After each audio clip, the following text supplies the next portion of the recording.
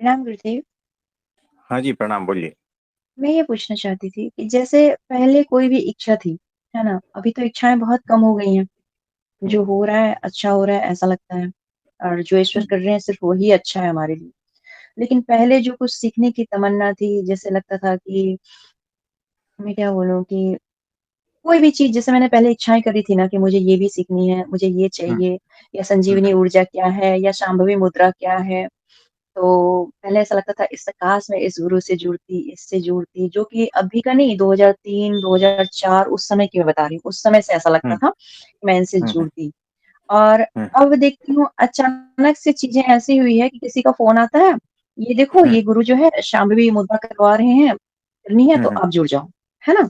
हाँ, तो इस तरह के जो हैं अब जैसा लगता है कि पहले की जितनी इच्छाएँ थी ना सब एक-एक करके पूरी होनी शुरू हो गई, है ना? हुँ, हुँ, तो ये मैं पूछना चाहती हूँ गुरुदेव कि अब जबकि भीतर एक शांति ऑलरेडी घटित हो रही है और ऐसा लग रहा है कि सत्संग से सारे जवाब हमें मिल रहे हैं और जो हुँ, जीना हुँ, चाहिए वो मैं जी रही हूँ, है ना? हाँ, और ऐसी स्थिति में भी जो मन हुँ, का एक था कि ये चीज़ कैसा होता है देख लूँ, तो क्या इस हाँ, समय भी मन को उस तरह से जीना चाहिए, जाके फिर उन चीज़ों को सीखनी चाहिए, देखनी चाहिए या फिर उसको छोड़ देनी चाहिए? कि नहीं अब तो उसको मुझे छोड़ जीना दीजिए, था वो मैं जी रही हूँ? जी, उसे छोड़ देनी चाहिए। क्योंकि देखो, ओके। जी, विचार तो है ना अनंत प्रकार के। बच्चे का माइंड कैसा है, कभी ये खेल ले, कभी वो खेल ले। बच्चा देखा होगा ना आपने, 5 साल हुँ, के, 10 साल के बच्चे जो रहते हैं, 15 साल के भी रहते हैं, है ना? उसमें बहुत सारी इच्छाएँ होती है, वो रखी हुई है, कुदरत ने रखी हुई है। जी, आप समझे? तो उस हिसाब से वो जी, जो बच्चा है, सारा कुछ खेल-वाल ये सब कुछ करता है। तो वो छोटा बच्चा है ना, उसमें बहुत हुँ, सारे अरमान रहते हैं, क्योंकि उसका उम्र ऐसा है और प्रकृति ने उसके भीतर ऐसा चीज़ डाला हुआ है, इसीलिए। तो वो बहुत सारा खेलता है, क्योंकि उसके भीतर एनर्जी है। उसके बहुत सारे ख्वाब होते हैं, सारे रंगीन सपने होते हैं। ये कर लूँ, वो कर लूँ, ये पालूँ, वो पालूँ, ये बहुत कुछ होता है।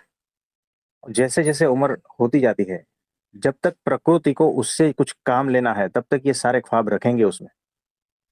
और प्रकृति का काम खत्म होने के बाद में ये सारे ख्वाब हटा देंगे। ये प्रकृतिगत है।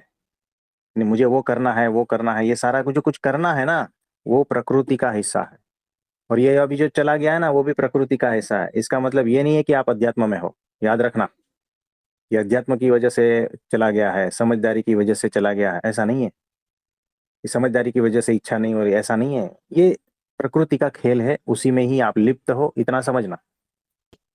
जिस समझदारी की बात कर रहे हैं, वो तो आई ही नहीं है अभी तक, है ना? तो जी। और समझदार होना है आपको, ठीक है? कब आएगी वो समझदारी? सत्संग सुनने से समझदारी आएगी, ये सूत्र लिख लेना और इसको चिपका लेना, है ना? जी, कागज पे लिख के दीवार पे चिपका देना। निरंतर सत्संग सुनने से समझदारी बढ़ेगी। फिर ये सवाल आप अलग-अलग रूपों में बार-बार नहीं पूछ पाओगे। सवाल एक ही होता है। यहाँ पर जितने भी सवाल पूछे जा रहे हैं ना, सबका मूल एक ही है। जितने भी सवाल यहाँ पर लोग पूछ रहे हैं, सिर्फ एक ही सवाल तो पूछ रहे हैं, अलग-अलग रूप में, याद रखना।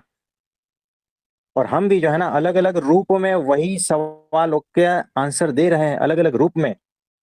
हम सिर्फ एक ही बात बता रहे हैं, याद रखना।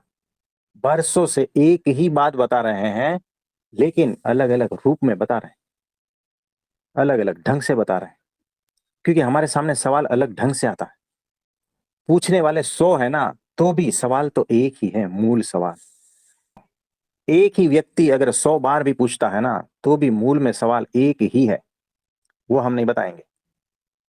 आप इतना समझ लेना कि जो भी सवाल यहाँ पर हुँ, पूछा जा रहा है, इस हुँ, अस्तित्व की ओर से, ये अनंत लोगों की ओर से, और हुँ, अनंत बार एक ही व्यक्ति से पूछा जा रहा है, वो एक ही सवाल है।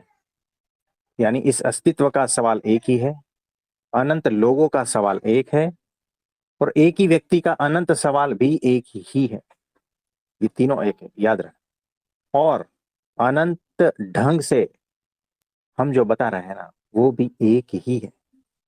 उसी का ही आंसर बार बार दे रहे हैं, उसी ही व्यक्ति को बार बार दे रहे हैं। और ये इसलिए हो रहा है कि जो सवाल पूछने वाला है वो बेहोश है। अभी तक उसे पता नहीं है हुँ, कि उसका उत्तर मिल गया है। और जहां से जवाब दिया जा रहा है ना, वो इतनी वैरायटी में इसीलिए उपलब्ध है कि वो पूर्ण होश में है, उसे पता है कौन से सवाल का जवाब किस तरह से देना है। और उसे जो जवाब देना है ना, वो बार बार वही जवाब दे रहा है। उन्होंने भगवत गीता में भी वही कहा है, उन्होंने गुरु ग्रंथ साहिब में भी वही कहा है, उन्होंने जैन धर्म के जितने भी पुस्तक हैं उसमें भी वही कहा है, बौद्ध धर्म के पुस्तक में भी वही कहा है, और जितने जिंदा गुरु है वो उसके द्वारा भी वही कह रहा है। सत्य तो क्या इस है? अस्तित्व में एक ही सवाल है और एक ही जवाब है, बस इतना समझ लेना। और वो क्या है ये भी पूछेंगे ना तो भी हम आंसर देंगे ना तो भी आपकी समझ में नहीं आएगा। इसीलिए पूछना नहीं कि कौन सा सवाल है। जी, आप समझ। ठीक है, सारे सवाल झूठ ही हैं, देखो, झूठ है सच है इसका सत्य कोई, एक ही है। हाँ, झूठ है सच है इसका कोई यहाँ पर उपस्थिति नहीं होता है। हुँ, तो इतना समझ लेना है, इतना समझ के जी, चुप हो जाना है, तो समझ गए जी। समझना। ओह!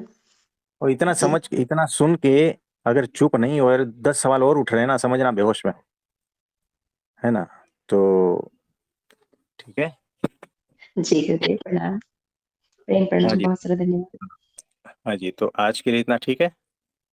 तो आप सभी को मेरा बहुत बहुत प्रणाम, नमस्ते।